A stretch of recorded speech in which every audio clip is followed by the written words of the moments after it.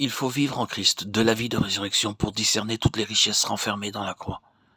Ce n'est que lorsque le racheté a compris qu'il était mort avec Christ, que Christ était mort pour lui, qu'il entre dans un domaine nouveau que l'apôtre nomme les lieux célestes, où il vit dans l'esprit et marche selon l'esprit. C'est alors qu'il réalise l'existence de ces puissances de ténèbres qui ne connaissent pas ceux qui sont charnels et se conduisent à la manière des hommes. 1 Corinthiens 3:3. Ces légions d'esprits mauvais, ces puissances de ténèbres, sont donc intéressées à ce que les enfants de Dieu ne puissent comprendre la prédication de la croix, à ce qu'ils ne puissent pas saisir toutes les richesses qu'elle recèle pour eux. Elles sont intéressées à ce que les rachetés ne pénètrent jamais dans ces régions spirituelles où les yeux s'ouvrent sur toutes les séductions de l'adversaire, où l'on découvre que ce n'est pas contre la chair et le sang qu'il faut combattre, mais contre les légions d'esprits mauvais. Éphésiens 6:12. C'est pourquoi le grand ennemi des âmes s'attaque sans relâche à la prédication de la croix.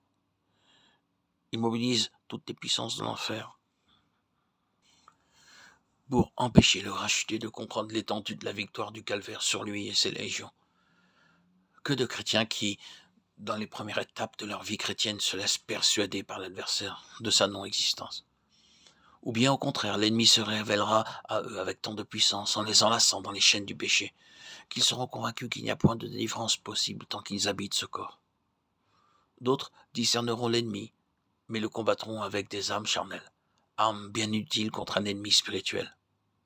D'autres, remplis des meilleures intentions, travailleront à la conversion des foules, s'appuyant sur des moyens humains qu'ils s'imagineront appropriés à leur siècle. Mais l'ennemi se rit de tout ce qui n'est pas le message de la croix, prêché par des messages et des messagers remplis de l'Esprit Saint et crucifiés avec leur Seigneur. La croix est l'unique puissance de Dieu pour le salut des âmes. Quoi d'extraordinaire à ce que l'ennemi l'haïsse et n'épargne aucun effort pour annihiler son message, pour empêcher que ce message soit compris et que les chrétiens saisissent toute la portée, toute la puissance. Au jour du Christ, lorsque le Seigneur foulait le sol de la Palestine, Satan s'est constamment employé à essayer de détourner le Fils de Dieu du chemin de la croix. Il connaissait les prophéties d'Ésaïe et savait qu'elle annonçait la victoire de l'homme de douleur parce qu'il livre sa vie à la mort. Aussi déploya-t-il toute son habileté pour détourner le Fils de Dieu du chemin du calvaire.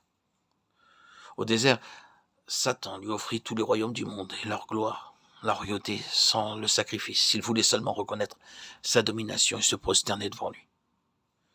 Mais le Christ refusa en disant, il est écrit, tu adoreras le Seigneur ton Dieu et tu le serviras lui seul.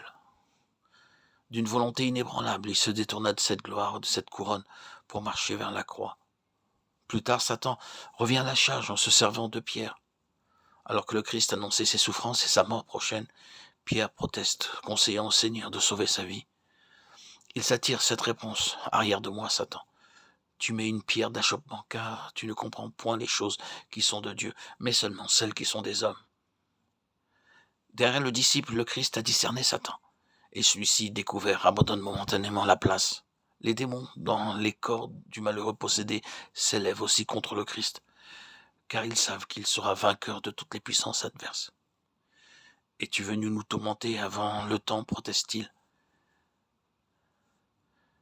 Mais l'heure suprême va sonner, l'ennemi, n'ayant pu détourner le Christ de la croix, va maintenant devenir l'instigateur du supplice.